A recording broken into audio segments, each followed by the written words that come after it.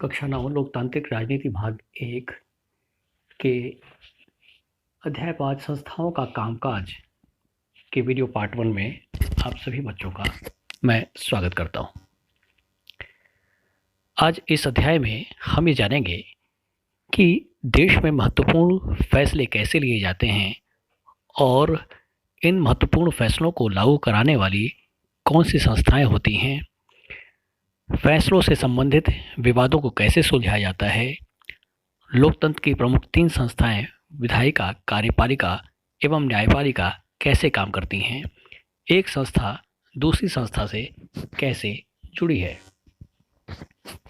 आइए इसकी शुरुआत सबसे पहले हम करते हैं। एक सरकारी आदेश थे।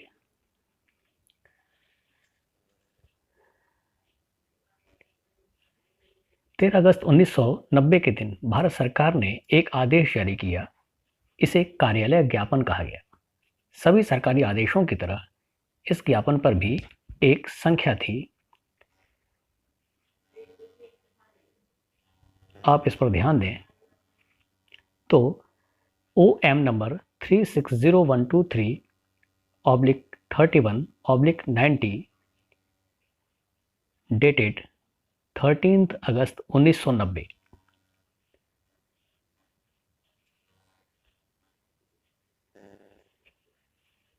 कार्मिक जन शिकायत और पेंशन मंत्रालय के कार्मिक एवं प्रशिक्षण विभाग के एक संयुक्त सचिव ने इस आदेश पर दस्तखत किए थे। इसमें कहा गया था कि भारत सरकार के सरकारी पदों और सेवाओं में 27% रिक्तियां सामाजिक एवं आर्थिक रूप से पिछड़े वर्ग SEBC के लिए आरक्षित होंगी। अब तक जिन जाति समूहों को सरकार पिछड़ा मानती है उन्हीं का एक नाम SEBC यानी socially and economically backward classes है। अन्य लोग इन 27% नौकरियों के लिए प्रतियोगिता नहीं कर सकते थे। इस प्रकार से इस आदेश में 27% आरक्षण की बात कही गई थी। तो इस आदेश के पीछे का घटनाक्रम क्या था? यह सरकारी आदेश एक लंबे घटना चक्र का परिणाम था। भारत सरकार ने 1979 में दूसरा पिछड़ा जाति आयोग गठित किया था, जिसकी अध्यक्षता BP मंडल ने की थी और उन्हीं के नाम पर इसे मंडल आयोग कहा गया। इस आयोग को भारत में सामाजिक और आर्थिक रूप से पिछड़े वर्गों की पहचान के लिए मापदंड तय करने और उनका पिछड़ापन दूर करने के उपाय बताने का जिम्मा सौंपा गया था। इस आयोग ने 1980 में अपनी सिफारिशें दी, जिसमें सभी सामाजिक और आर्थिक रूप से पिछड़े वर्गों के लिए सरकारी नौकरियों में 27% आरक्षण देने की बात की गई थी। इस रिपोर्ट और उसकी सिफारिशों पर संसद में चर्चा हुई। सिफारिशों को लागू करने की प्रक्रिया। नवंबर 1989 में जनता दल की नई सरकार ने संसद में राष्ट्रपति के भाषण के जरिए रिपोर्ट लागू करने की अपनी मंशा की घोषणा की। 6 अगस्त 1990 को केंद्रीय कैबिनेट की बैठक में इसके बारे में एक औपचारिक निर्णय किया गया। अगले दिन प्रधानमंत्री VP सिंह ने एक बयान के जरिए इस निर्णय के बारे में संसद के दोनों सदनों को सूचित किया। कैबिनेट के फैसले को कार्मिक तथा प्रशिक्षण विभाग को भेज दिया गया। विभाग के वरिष्ठ अधिकारियों ने कैबिनेट के निर्णय के मुताबिक एक आदेश तैयार किया और मंत्री के स्वीकृति केंद्रीय सरकार की तरफ से ले ली गई। एक अधिकारी ने इस आदेश पर हस्ताक्षर किया और इस तरह 13 अगस्त 1990 को OM नंबर 36012/31/90 तैयार हो गया।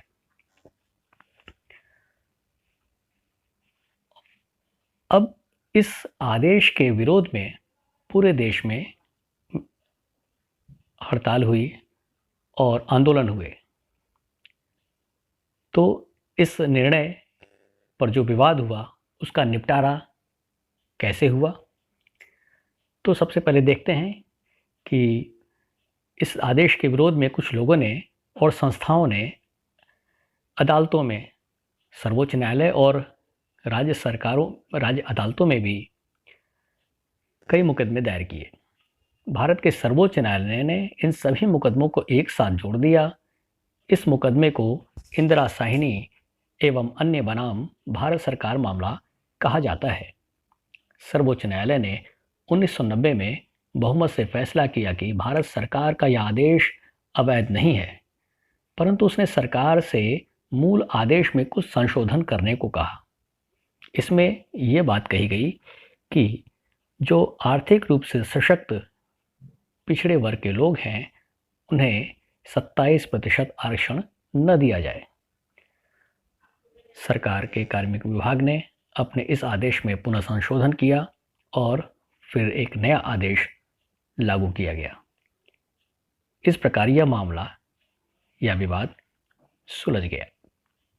तो हमने क्या देखा कि लोकतांत्रिक संस्थाओं में, किसी भी लोकतांत्रिक देश में कुछ ऐसी संस्थाएं होती हैं जो नीतिगत फैसले लेती हैं और कुछ एक ऐसी संस्था होती है जो लिए गए निर्णयों को लागू कराने का काम करती है और कुछ एक ऐसी संस्था होती है जो किसी भी विषय पर विवाद हो जाने पर, सरकार के लिए गए निर्णय पर अगर कोई विवाद हो जाए तो क्या सही है और क्या गलत है इसके बारे में सुनाने के लिए एक संस्था होती है जिसे न्यायपालिका कहते हैं। तो राजनीतिक संस्थाओं की आवश्यकता किसी भी देश में क्यों होती है? पहला, सरकार पर नागरिकों की सुरक्षा सुनिश्चित करने और सबको शिक्षा एवं स्वास्थ्य सुविधाएं मुहैया कराने की जिम्मेदारी होती है। सरकार कर इकट्ठा करती है और इसे सेना, पुलिस तथा विकास कार्यक्रमों पर खर्च करती है। वह विभिन्न कल्याणकारी योजनाएं बनाकर उन्हें लागू करती है। कुछ लोगों को इन गतिविधियों को चलाने के लिए फैसला करना होता है, कुछ लोगों को इन्हें लागू कराना होता है और इन्हें लागू करने में अगर कोई विवाद होता है तो सही और गलत का निर्णय करने वाला भी कोई होता है जिसे हम न्यायालय कहते हैं। तो कि लोकतांत्रिक देश में 3 प्रमुख राजनीतिक संस्थाएं होती हैं। पहला है विधायिका, दूसरा है कार्यपालिका, तीसरा है न्यायपालिका। तीनों के संक्षिप्त कार्य को एक उदाहरण के माध्यम से हम लोगों ने पूर्व में देखा कि किस प्रकार से मंडल कमीशन के रिपोर्ट को लागू करने के लिए सरकार ने किस प्रकार से निर्णय लिया और उसको लागू करने के लिए किस प्रकार से कार्मिक विभाग के एक अधिकारी ने उस पर हस्ताक्षर करके उसे लागू करवाया और तीसरी जो संस्था न्यायपालिका है इस संबंध में विवाद होने पर किस प्रकार से अपने निर्णय को सुना करके विवाद को खत्म करती है।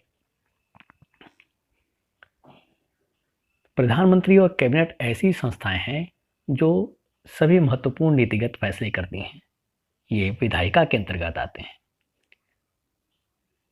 मंत्रियों द्वारा किए गए फैसले को लागू करने के उपायों के लिए एक निकाय के रूप में नौकरशाह जिम्मेदार होते हैं, यानी सरकारी सेवक जिन्हें आईएएस कहते हैं या इस तरह के अन्य जो चैनल बने हुए हैं, जो पद सोपान बने हुए हैं सरकारी सेवा में, वो विभिन्न स्तरों पर विधायिका के लिए गए निर्णयों को लागू करवाने का काम करते हैं। ये सभी कार्यपालिका के अंतर्गत आते हैं।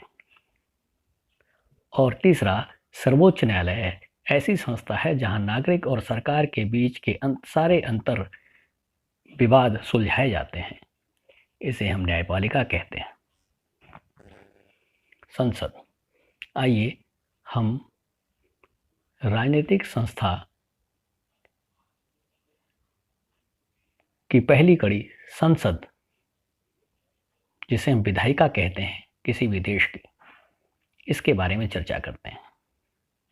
तो भारत में निर्वाचित प्रतिनिधियों की राष्ट्रीय सभा को संसद कहा जाता है। राज्य स्तर पर इसे विधानसभा कहते हैं और यह जनता की ओर से कई तरह से राजनीतिक अधिकारों का प्रयोग करती है। हमें संसद की आवश्यकता क्यों है? तो पहला है कि देश में कानून बनाने का सबसे बड़ा अधिकार संसद को होता है। वह मौजूदा कानूनों में संशोधन कर सकती है, नया कानून बना सकती है या मौजूदा कानून को खत्म कर सकती है, यानी ये विधायिका के रूप में कार्य करती है। संसद